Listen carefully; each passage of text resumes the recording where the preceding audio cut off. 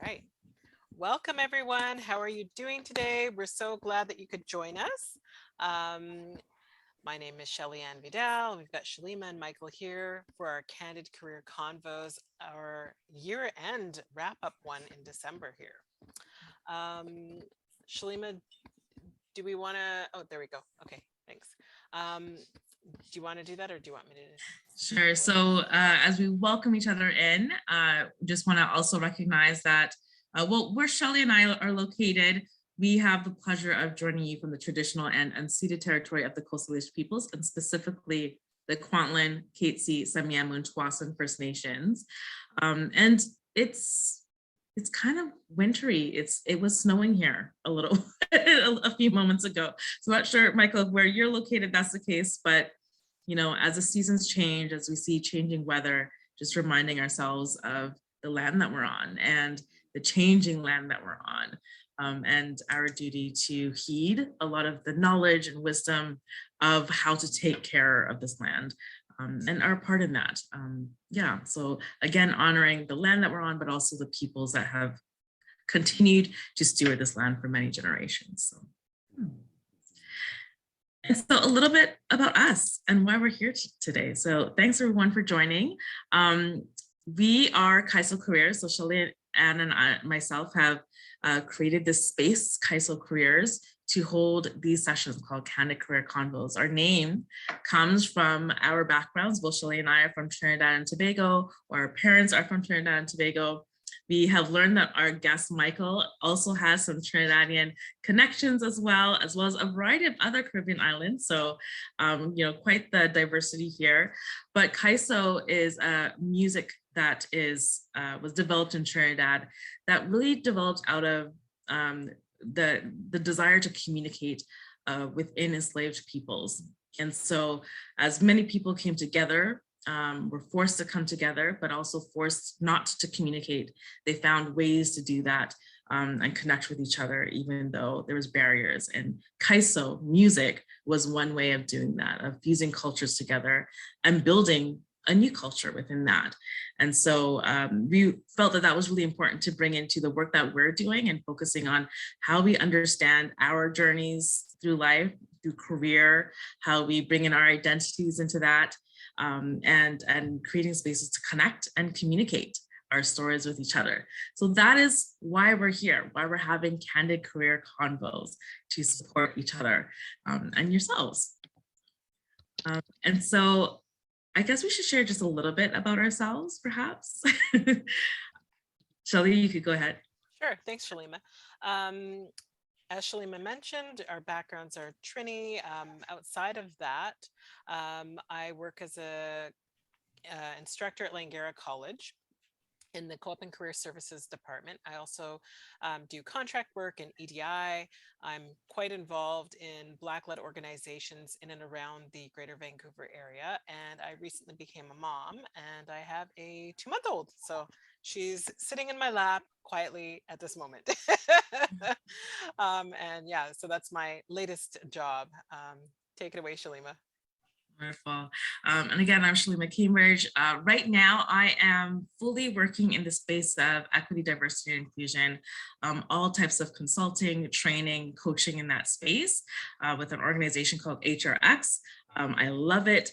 And it just incorporates everything that I've done in my journey thus far. And my entire life, I've just been involved with a lot of different cultural organizations, certainly how I've known Shelly my whole life, and continue to volunteer in different spaces as well, including the Greater Vancouver Board of Trade in their diversity and inclusion, Leadership Council, and other areas as well. So that's a bit about me, but enough about us. We want to get to our guest, Michael Newman, who we're super excited to have. He's a TV personality, journalist, and multimedia content creator with a true mission to connect people to new ideas, different perspectives through story and through authentic and genuine story. And we've had the pleasure of meeting him probably a little over a year ago now, and have loved to, the chance to be able to bring him into this space to share a bit about himself and talk to us about both storytelling, his journey, and mindfulness, especially as we close out this year together. So I'm gonna take our screen off so we could get to know each other a bit better. So Michael, over to you. Let us know a bit about you. Who are you? Yeah. Who am I? First and foremost, I just wanted, part of my practice is doing a bit of invocation and an intention setting. And I just want to invoke the spirit of gratitude for you, Shalima and Shelly, for having me here and all the cause and effect that had to conspire for this gathering to happen. And so I'm really grateful for that, and gratitude for the land that sustains me right now. And, I'm on the ancestral unceded territory of the Musqueam, the Squamish, and the Tsleil-Waututh nations. And those peoples have stewarded this land. And I'm in gratitude for the waters and the mountains and the air and all the elements that support me living here. I just want to invoke the ancestors that have brought me here, and the Caribbean heritage that we all kind of come from. And I just pray that my words speak what needs to be spoken, and sharing inspiration and authenticity and connection to all those that are listening. So that is my intention, and to share my experience for what it is. Hopefully it's helpful. For me, I was born in the States. I was first generation born. Everybody leaves the Caribbean, move to a warm place or somewhere they can get citizenship. And my mom was born in Toronto, so they moved from Trinidad to met my grandmother and my grandmother and my grandfather moved from Trinidad to Canada, to Toronto, Mississauga. Had my mom and my uncle, both my uncles. Then they moved to Florida because they couldn't take the winters. So I was born in Florida, in Fort Lauderdale, South Florida. My dad was born in Jamaica, immigrated to the States. My mom and my father and my mother met in Fort Lauderdale. So I grew up, born and raised in South Florida, and I went to University of Central Florida. I grew up in my high school years in Tampa, Florida, which is on the western coast in the Gulf of Mexico. And then I went to the University of Central Florida. And from there, I moved to New Mexico. So it's a long story, but I moved from there, got a one-way ticket, moved to New Mexico, Albuquerque, New Mexico, lived there for 5 years, met my wife. Then we both moved to Vancouver, BC, about 5 years ago. So that's my geographical history. But as in my life, my life's work up till now is, like you said, it's always been about using my voice and my predilections, my demeanor, my ability to speak and communicate, to help connect people to new ideas, to new perspectives. I was always the person in high school and middle school into like 5 million things. I was on the step team, I was in choir, I was a drum major in band, and I was in, doing student government stuff. And I was the guy going to all the different tables at lunchtime, connecting all the people. So that was always kind of been my superpower, my ability to hold multiple people's realities and have an interest and a curiosity for them, and connecting them, and finding ways that we can all kind of come together and share a story and share our realities. So, but I got my degree in business management, entrepreneurship, and political science because I'm a child of immigrants, and they're very practical. So my mom said, you need to get a job at a bank, have a very secure job, get your Nissan Sentra or Toyota Camry, will last forever, and you'll be fine.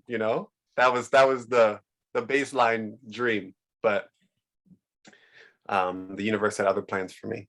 I studied those things, but I always had an interest in using my voice and connecting people. And I got a chance to MC a lot of events because my personality, I love being around people. I love sharing experiences with people, and that vivacity that I've always had in my life. I wanted to use that for something good. And so I decided after I graduated from college, from university, that I was going to try to do this TV thing, whatever that was. I had a friend said, you could do stuff on stage, you should do stuff on camera. And I was hosting at a restaurant, serving tables for a year after I graduated. And I wanted to do this as an experiment. And my mom was like, you have a college degree now. Why are you serving tables? I said, this is something that I want to pursue. And that led me down this path of one thing to the next, serendipitous, right place, right time. And here I am now, the community reporter at Global BC, one of the, if not the number one news organization in the country, and this is one of the flagship station is here in Vancouver. So I came here with nothing, and and landed this job, and really having the gift to share the stories of the people from this community and the diversity, the tapestry of folks that live here. And so it's been a pleasure and a gift to do that. So I'll leave it right there, but you can probe me on any specifics. Yeah, well, I mean, your journey is so fascinating that it goes in different places and routes. But one of the things that I know has come up in our discussions has been this idea of, that practicality that perhaps your parents have tried to instill in you, and then that desire for something. Like, you may not know exactly what it is, but it's like, no, like something's calling me to go a different route than what is prescribed for me. And I'd love to hear like just your thoughts on how did you navigate that? Like, here's, perhaps people around you that are telling you this is one path that you should be taking, but there's something else going, no, I gotta try this. And there could be risk in that. So what happened? Like, how were you able to navigate that? Yeah, it was tricky to be completely honest in the beginning, especially, being in university and not still trying to figure out the world, or still living under the auspices of the world that our parents saw, right? And I know many people my age, also from the Caribbean, didn't take the same route, were more risk averse because of the environment that they came in. And so I consider myself lucky because of the fact that I had a kind of a rebellious aspect to me that like was wanting something different, wanting something more, not to denigrate what that experience was, but something different outside of the comfort zone of what I was exposed to. And I had to let go of what the expectation was from my parents and my family. And that was hard because but I will say I was kind of a black sheep, and the stuff I was into was very, very different than the rest of my family. And so I already knew that I had that edge to me, and I was just following it. But I would say a big part of me having the trust and the faith in that was my own spiritual experience and my own spiritual kind of journey, and exploring and questioning things, questioning what things were projected onto me, and what the world wants from me versus what I want for myself, and really questioning what the point of life was. Is the whole meaning of life to get a job, to have security, and to raise a family? Like, is that it? And the more I got into my own spiritual journey and asking deeper questions about what is my truth, what is my inner truth, what does my spirit want to say, what do I want to express, what is our purpose on this planet, that's when I started to get more in alignment with like, I have to leave the comfort of the banks of the land that I know, and I have to venture into the unknown. And so I did that, and it was going through that process of saying, sorry, Mom, I'm going to do this. And then 6 months later, me getting my first opportunity, and me saying, hey, Mom, I did this. I said, I'm going to move to New Mexico and start a career in television. And my mom looked at me like I was crazy. Like, who goes to New Mexico? Do you need a passport? Like, I don't know anything. Like, people in the States don't know about New Mexico. But when I said, hey, I got a job, I'm working on television, people are proud, right? And they're excited for you. But it takes that stretching for you to either move to the next level of what you're meant to be doing. And I don't want to knock my family and say that they were keeping me small, but they came from an experience of not having a lot. They didn't have opportunity. They didn't have the full range of opportunity that I had in front of me. And so part of their mission was like, I want to give you the life that I never had, but the byproduct of that is I'm going to have a different outlook on the life that you have. So there are some bumping into heads there because our worldviews are different. But I would say that when I started to do that, I got more confidence in my journey of what I was doing. And the more work I started to do on myself and psychology and, doing therapy, I started to realize like this whole arc of your life and your career, like this, in many of the myths, there's that hero's journey, or there's this this initiatory process that one has to go through in order to individuate, to find one's true self. And one has to, even in Africa and in the Caribbean, like in many indigenous peoples, they know this, the rite of passage, where you have to leave the nest. You have to go into the unknown, face the danger, and find yourself, and then come back. And then you become back a new person. And I think we've lost that in our kind of modern, kind of colonial mindset. We think you're 21, you go to college, you get a job, you get a car, blah, blah, blah. But there's much more to life, that the strife and the challenges that you face when you go into these new experiences, not having any grounding, and you find what you're truly made of. And so I will say that that's what happened to me when I did that. And I was able to reconfigure certain relationships within my family, in my intimate spaces, where they understood that I was going to be pursuing a path. And they were like, well, that's him doing his thing, but he has a good track record now. And so when I say I'm doing something outlandish, they're like, okay, keep doing your thing, because you're on the right path, and you're aspiring to things that maybe we haven't seen, but you have the fortitude to be able to sustain that without having all the support that maybe they needed when they left the nest from the Caribbean or whatever. So yeah, so that's one way to say it. I think that's such a good, it's such a good reminder. And especially as myself, I'm a parent of two, and I find myself falling into those same patterns of wanting to protect. And that's not what's going to allow growth, right? It's getting out there and challenging yourself and failing in some cases, but learning from that failure and persisting through that is so key. And to this rite of passage that you've been talking about as well. So a reminder, this is definitely a reminder for myself to allow that to happen.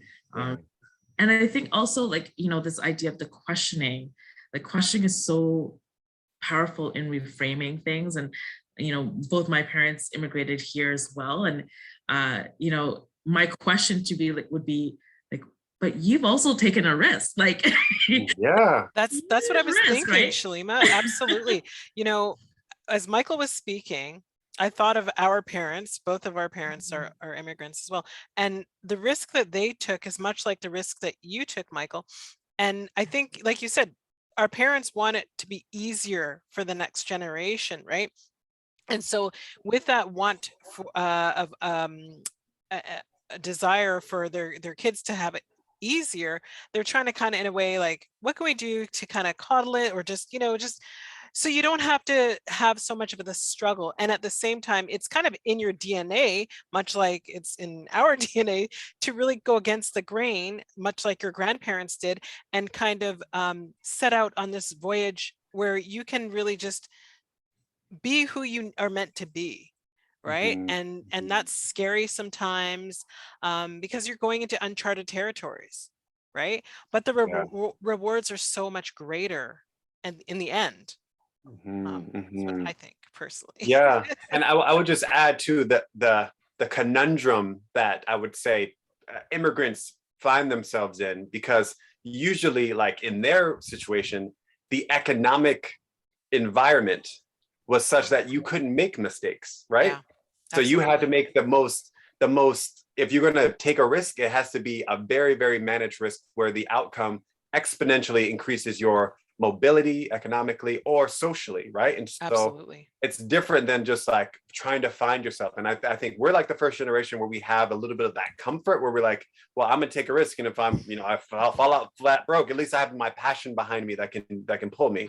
Whereas our parents don't really have that. So it's interesting finding that conundrum that they can't necessarily even fathom the kind of opportunities or the risk that we want to take, and why. Because it's like, why would you want to take that risk? Like, exactly. It's not worth it. Like, having food on the table is good. Like, that's it. Yeah.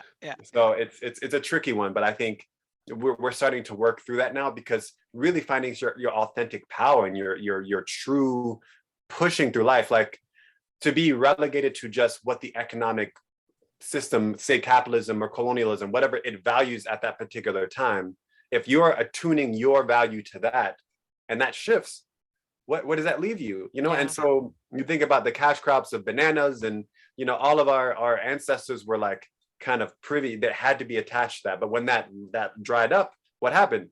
the whole market moved to another island. And so we're left trying to pick up the pieces, trying to figure out, all the things that we created to try to create some safety is ripped away from you. So I think, taking a critical lens at like, not just trying to appease what the best job may potentially be at that time, because it's shifting, as we know, like even with technology, being a banker, all those steady jobs that they thought were cool and good are not necessarily as secure as they once were. So I think it begs us to dig a little bit deeper, so we're more versatile and we're more agile to what our calling is, and then we have more staying power in whatever we're doing. This in a way kind of ties to some of the work like that is a bulk of your work when it comes to storytelling, and stories can be so powerful, both like to scare us away from doing the thing or encourage us to do the thing. And as you're talking, I'm thinking about like all the stories that like my dad told me of him growing up, and how that shaped who I am, how that shaped my idea of what I can do and what what is the reward of risk, for example. I'm curious to see like how stories have played a role in shaping both who you are, but also getting you to this place of the work that you're doing. That's a great question, Shalima. Like, to be honest, I never questioned story. I didn't grow up with a lot of stories being told to me that I can recall in my mind, because it's always been about like progress and moving forward, and that's kind of the energy that I was kind of met with my grandparents. I mean, I have the stereotypical story of people from Toronto, like, oh, I had to walk 10 kilometers up the hill to get to school, that kind of thing. But I didn't have any stories that like stuck with me, that like drove me or moved me in a particular way. I mean, I know that my family endured a lot of trauma and strife going through the things that they went through in the islands, especially on my dad's side in Jamaica.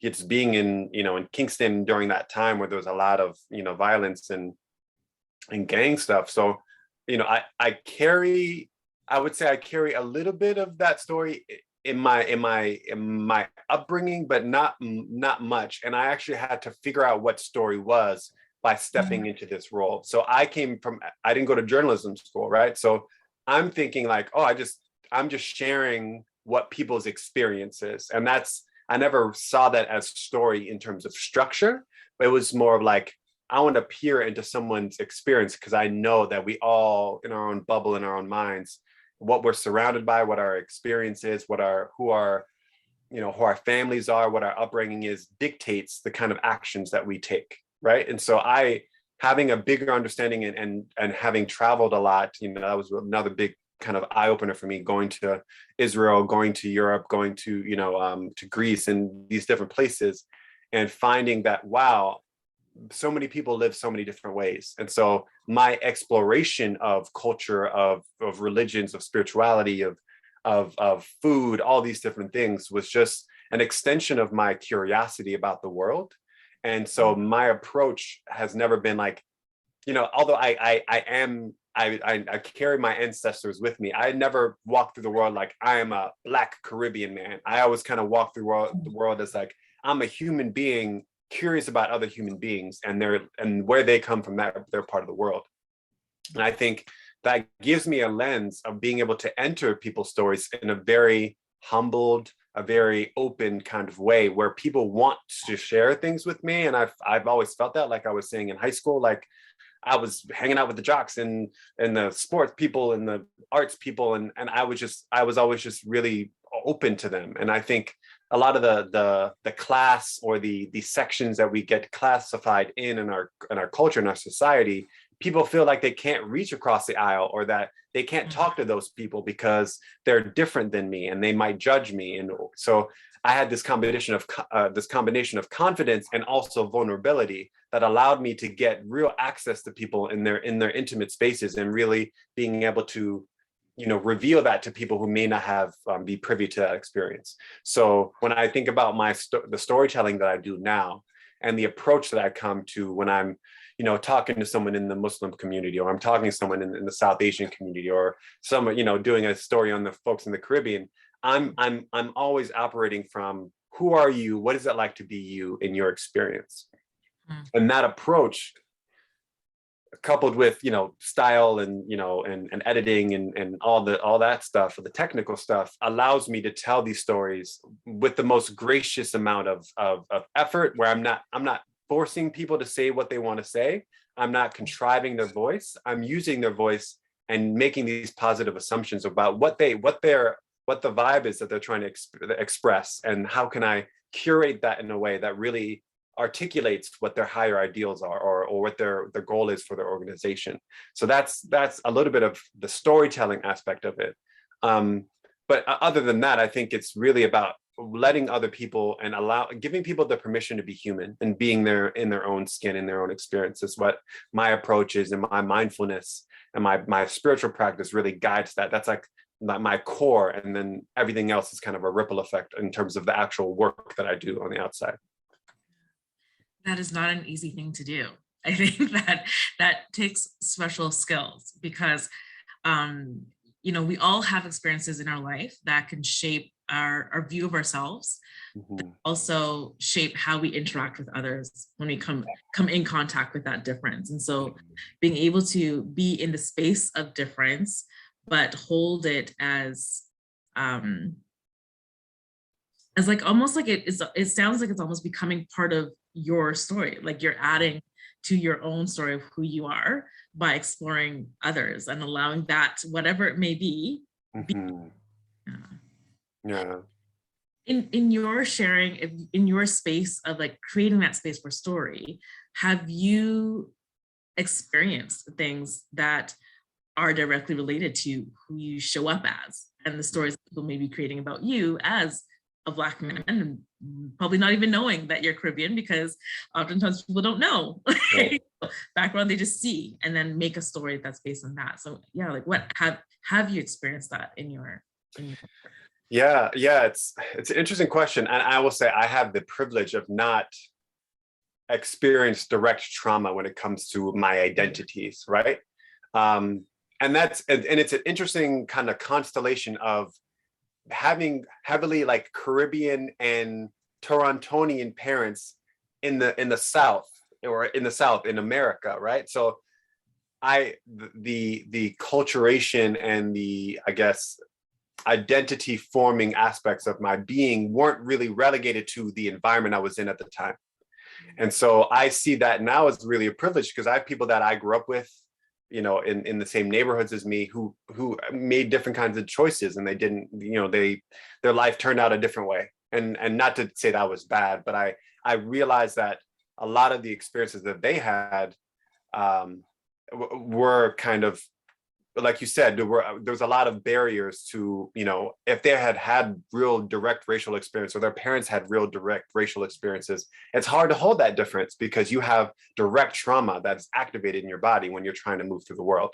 And so I take that privilege of not having experienced explicit racism or anything in my experience, in my life, as a gift to be able to utilize and leverage what what I'm facing, what I'm appearing as a Black, quote unquote, Black man, and using that to, hey, there's diversity even within our own experience, and you don't have to be afraid of me, and I'm not just one dimensional. I can be multidimensional. I could be into, punk rock and jazz and hip hop and calypso at the same time, and that like screwed with people's heads, because they couldn't really fathom the fact that one could be in all those different spaces simultaneously.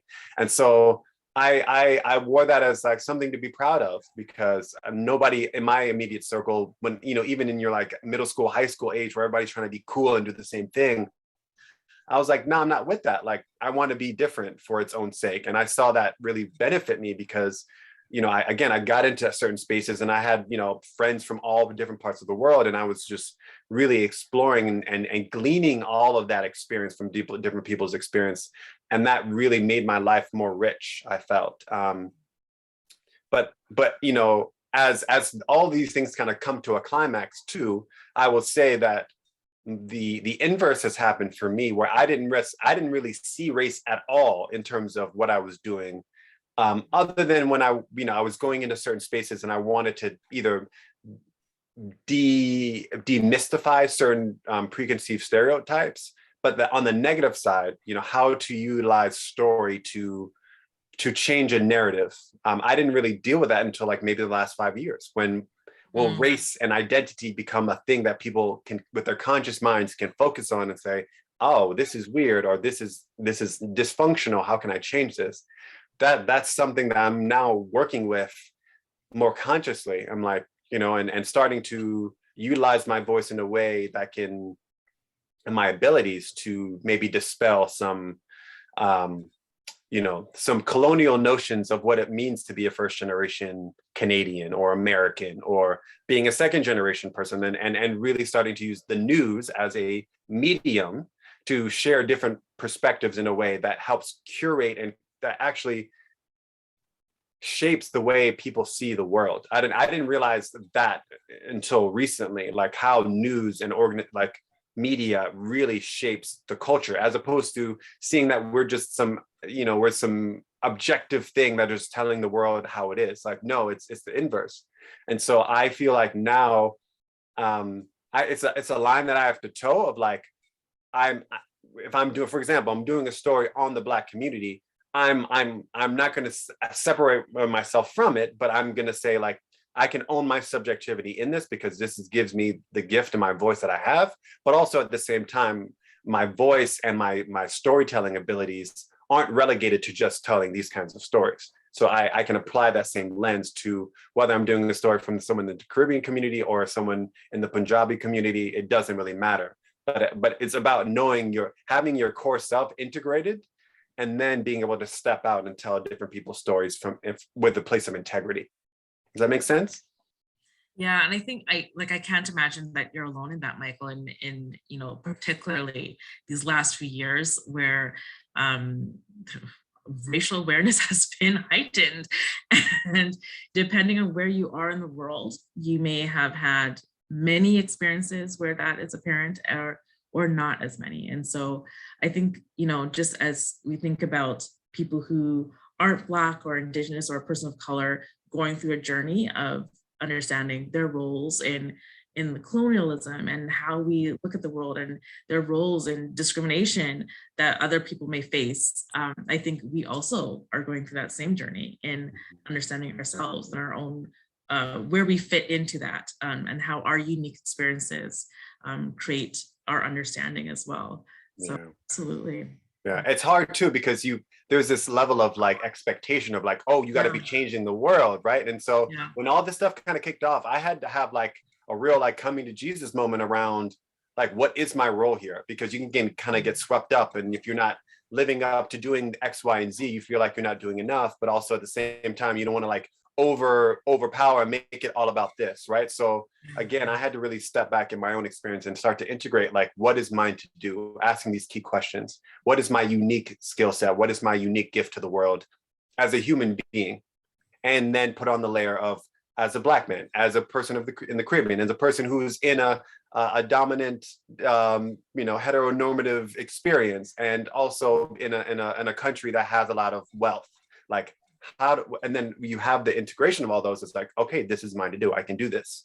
And it's not about overpowering. It's just about being in alignment and letting that be revealed to you. And I think that's something I've learned through decolonizing my own mindset, because a lot of the stuff, and I hate to say this because it sometimes feels trite and off color, but even within the Caribbean experience, a lot of the colonial mindset has been ingrained. And so even the stuff we get inside of us has to be unpacked. And that's hard to have a conversation, even with my own parents and my grandparents, around like, there's certain aspects that I don't really hold anymore, And so I'm to that point, I'm unlearning a lot of things in a way. And as I start to like really dig into and seek knowledge from a lot of these Indigenous knowledge keepers around a different way of being, even of approaching the world, not doing something, but being a vessel of, or being a steward of something that wants to come through you, that changes the whole dynamic. It's not about effort. It's about just showing up and being present. And so that's really been a key thing. And that's shifted my perspective on the work that I do and how I do it. Yeah. Thank you so much for, kind of highlighting that even within our own communities, there's so much unlearning to happen. And I think that's so key that, we're never really finished that journey. And,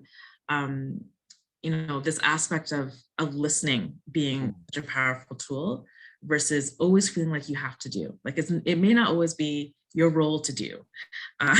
Your role may be to listen and to witness and to give space for somebody else to share.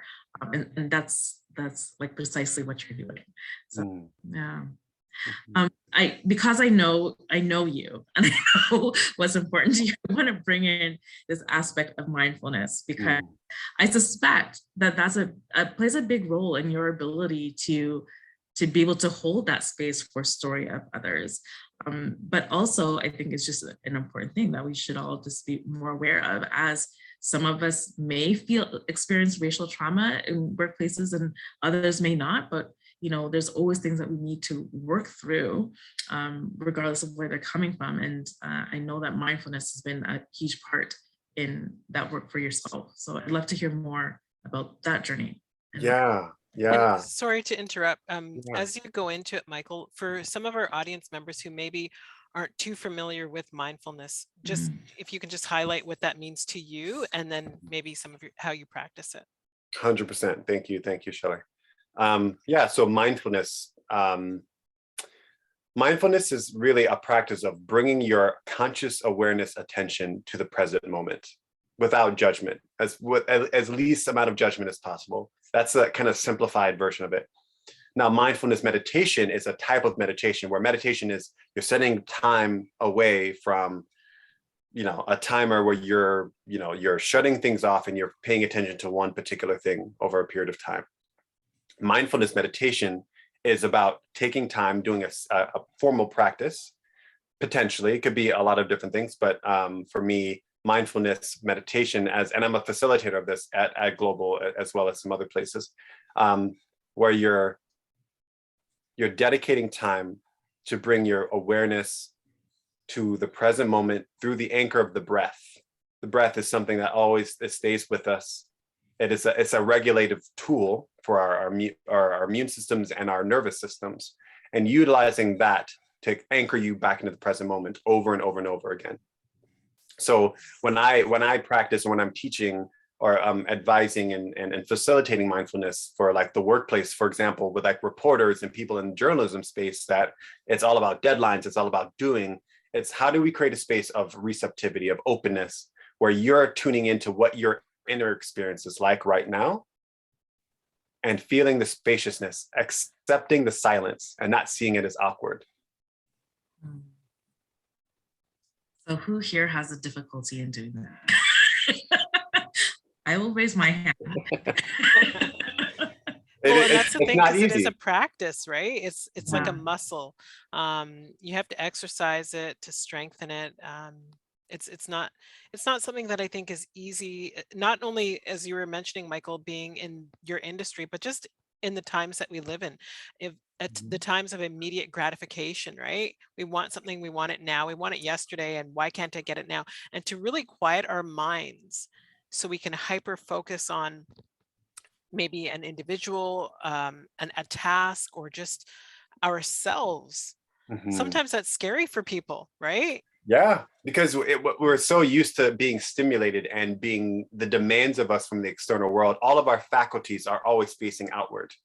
And we're trying to figure out how to be more productive, how to be a better multitasker, how we can, all these things that are dominating us. And then we have all these different tools, whether it's the phone or the computer or the TV. Literally, our attention is being siphoned away from us every single moment. And so it's really about a reclamation of our awareness, our attention. That's the only thing we have full control over. You can't control the surrounding environment, but the only thing you can have control over is your perception of it and what you do with that, right? And then it's the choice of, am I going to react or am I going to respond? And so the mindfulness practice is almost like a primer for everything else. Like the practice itself, it is a practice. Like it's not easy. It's never going to be easy. And people think it's like, oh, I'm going to sit and be in a blissful state. No, for many days, mindfulness and meditation are not that. It's a matter of like the focusing of attention on one thing over and over and over again. And inevitably, your mind is going to wander on to a to-do list or what I need to be doing or what I should have done. And you watch that and accept it when it happens, and then you bring yourself back to the present moment via the breath. So that's the actual practice. And you might do that 20, 30, 40 times in a 20-minute practice. But the very fact that you have done that, you are recalibrating the rumination that happens in your mind on a daily basis. And where we've normalized the ability to just go to the future and to the past and writing to-do lists, trying to remember something, try to project something into the future. That's our homeostasis for most of us in the Western world who are working 40 hours a week, right? So this is again, a reclamation and a revolution of that, and saying, I'm going to create some space around that where the objective is not to have an objective. The objective is to just solely be present to where I am in my experience right now, accept it for what it is, because that's a key piece. You could say, oh man, I'm so mad, I should be meditating, I should be feeling good, but that's part of the problem. And so when you actually accept it over and over and over again, you're working a different muscle than we're used to. Instead of judgment, you're accepting. And when you can accept the present moment for what it is, the implications of that outside of a meditative practice, you can accept situations as they come up as they are without having to change them. You can accept people for who they are without having to change them.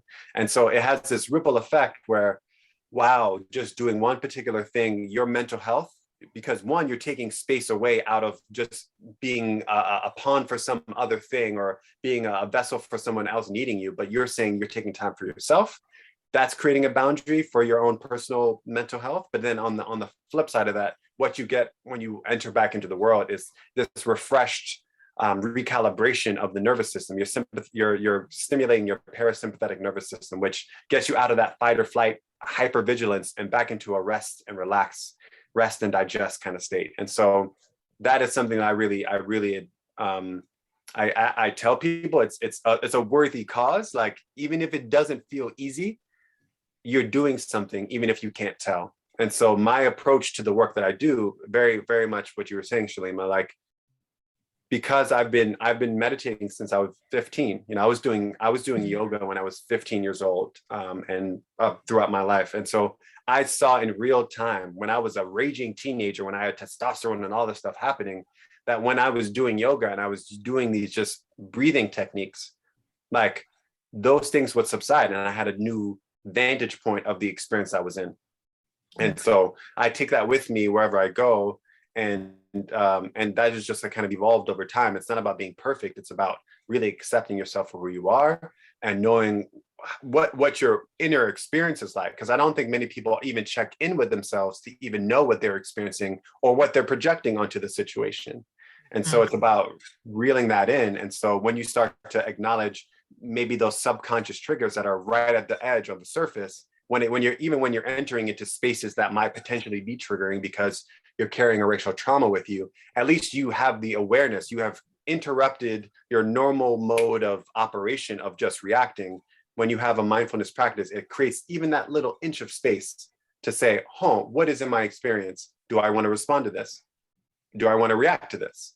Then it's a choice. Then you have agency. And that changes the whole game. So yeah, so it's a huge part of what I do. And it's really important. I think it's the only way I'm able to hold tension in spaces. That was a lot. Sorry, I took up. That was beautiful, though. That was perfect. Yeah. And I'm just reflecting on that, the impact of a practice of this, and, in those moments where you can be triggered, and we've talked about those moments many times in our discussions here, having that slight moment where you can decide how you want to respond versus how you want to react to that trigger is actually an act of caring of self. You're giving yourself that space to say, how do I want to show up in this? What can I control and what can I not? And how do I want to be within that space of understanding, of what is within my grasp and what isn't. That removal of being able to accept people for how they are. And quite frankly, if somebody is doing something that is not okay with me, how much impact do they really have in my life? Do I need to actually respond to this in this moment? Am I serving myself, or am I creating myself more stress in this moment? And if I choose to respond, how can I do that in a way that is also still caring for myself and allows me to show up in the way that I want to? And even if that's the very least of what you can do, that's enough. And then having that self-compassion piece, because once you start to do that, you start to understand, like, you're not the only one who's having that experience. So even the person who is the aggressor, who is doing these things, they hold the same mechanisms in their mind. And so if this is a long game of how we change behavior and changing psychology, it's going to require this longer tension of, like, you're not changing your way of being in the world overnight. And how do I consistently go back into those spaces where, one, you can set boundaries that are safe, but at the same time having compassion and empathy for the other person, of like, oh man, we're all just holding all this stuff in our mind, and we haven't figured out how to interrupt that yet. And so you doing that and showing compassion and a firm and healthy boundary that's not abrasive, gives other people permission and sets an example for other people to, like, oh wow, we can all do that. And then collectively, maybe we can create a space where it's psychologically safe for everyone. It's not just one person who has, maybe I will say, obviously racial trauma is a very particular type of trauma, but we all endure some kind of trauma in our world, especially in the modern world, where we're not necessarily set up due to colonization. Like, it's a dog eat dog world. That's it. That's what we're told. We need to compete or out-compete. That's the only way we can survive in this situation. And so when you're groomed in that kind of environment, you're not necessarily checking in with yourself about how it feels to be me. You're like, how can I get better at this than that person? So mindfulness and meditation creates this different kind of framework of, I'm seeing this person through the lens of what I've done on myself, because I know that I have these subconscious triggers, or I can be just as mean and aggressive as the next person if I'm triggered with the wrong thing. Like, my toddler can do something very benign, and all of a sudden it'll just throw me off. And I'm like, whoa, like, where did that come from? Oh, okay, because I haven't checked in with myself. When I check in with myself, I understand when he's having a tantrum, you're having an inner experience that I'm not perceiving, but I know where you've been because I've been there before. And that's something that I'm seeing more and more and more now, where I'm going into different spaces with people maybe who haven't identified that they have trauma, but they're walking through the world with trauma and affecting pain on other people. And like, how do you hold the tension of that? Because part of us wants to blame and demonize, but at the same time, I'm like, oh man, like, I just realized that I'm carrying X trauma, like, last year, and we're all carrying that, trying to unravel all this stuff and unlearn so much. So, my heart really goes out to everyone, especially in this time of change that we're in, where there's so much turmoil and so much ungroundedness. And when you don't have a groundedness, your nervous system is automatically on edge, waiting for the next thing, because it's expecting to be triggered, right? So so I feel like this practice is even more so important than it ever has been in the past, because of how much change is happening in the world. Wow. A lot there, sorry. No, it's sorry.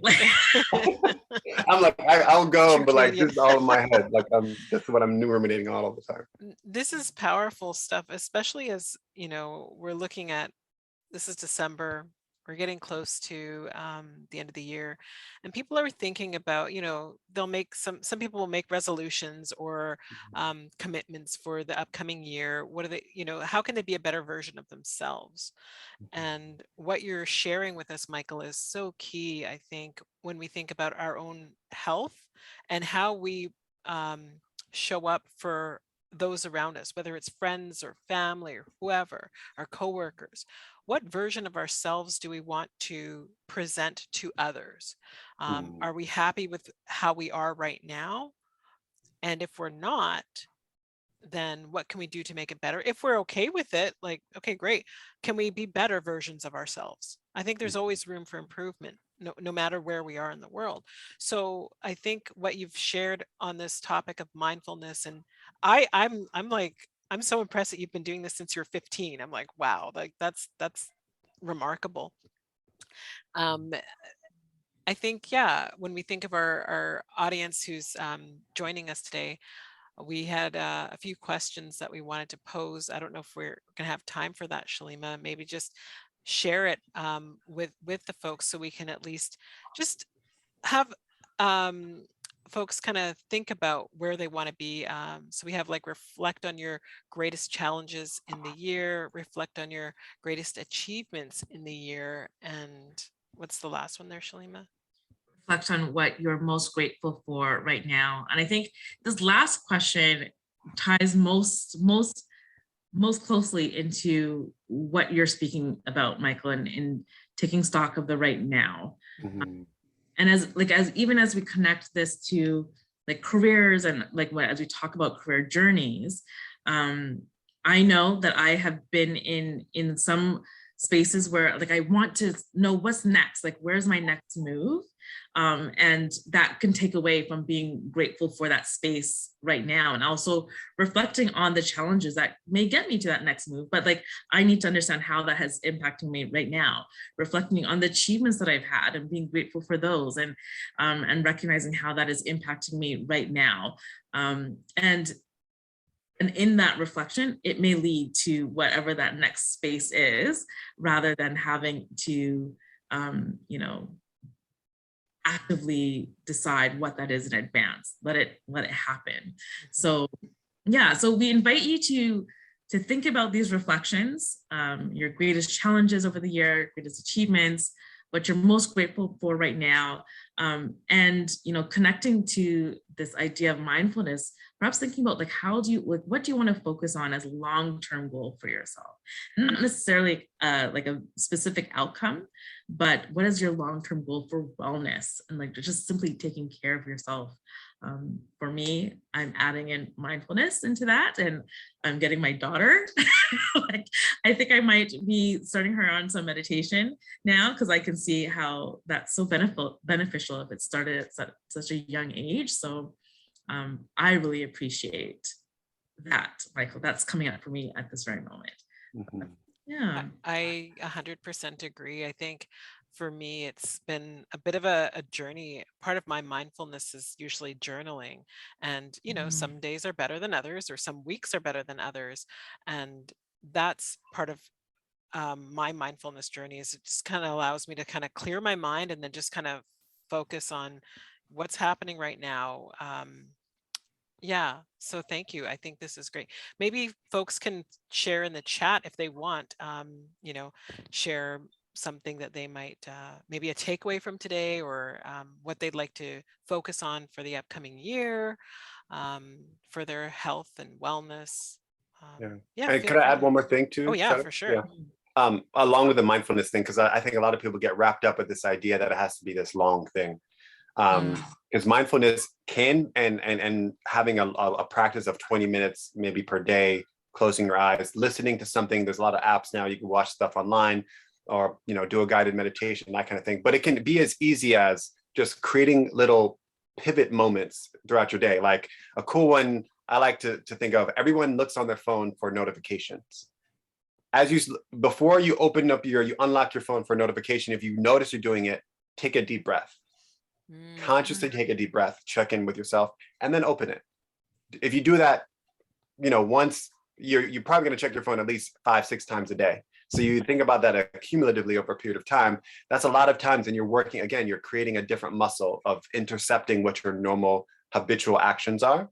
And then, like, if you're waiting for the bus, or you're waiting for the train, or you're waiting for an elevator, take those little micro moments and then just check in with yourself while you're washing the dishes. It doesn't have to be a formal practice because it's not accessible for everyone, right? So wanted to be as clear as possible about that, because it's accessible for everyone, no matter where you are.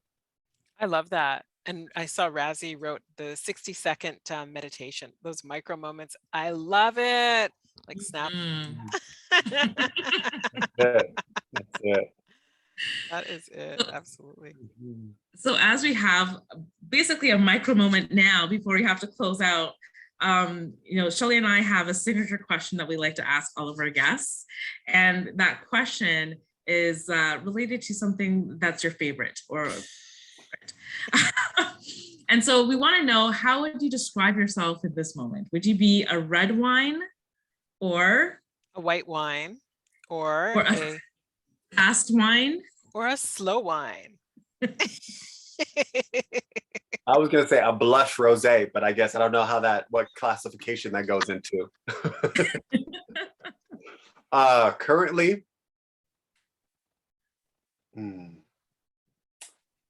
so my wife is an Ayurvedic practitioner. That's Indian holistic medicine, and so we practice a lot of that in our life, and it's about adjusting to the seasons. To your point in the beginning, really following the seasons and the qualities of that season. And this season is, you look at the falling of the leaves, things are going into kind of hibernation mode. There's a sense of like the composting of things of the past year. It's not a time of growth, it's a time of containing and regenerating for that new emergence when the spring comes. So from that perspective, Ayurvedically, white wine is very much a bright and springy kind of time of year, and that's what that wine is. But this time, this red wine really feels full-bodied. I feel full right now of what the last year has been, and trying to glean the remnants and the terroir of the world that we've been in for the last year. And I'm hoping that it will turn into a full alchemical process that transforms maybe the pain or the challenges and makes it into this beautiful new spring wine that is to come. So I'll say red wine for right now. Oh, wow. I love feel it. tasting that wine that you just described. So thank you for that. Absolutely. And thank you so much for being here with us. Thanks for everyone for jumping in and sharing this time with us today. And we're going to close out with some music. We hope that you connect with us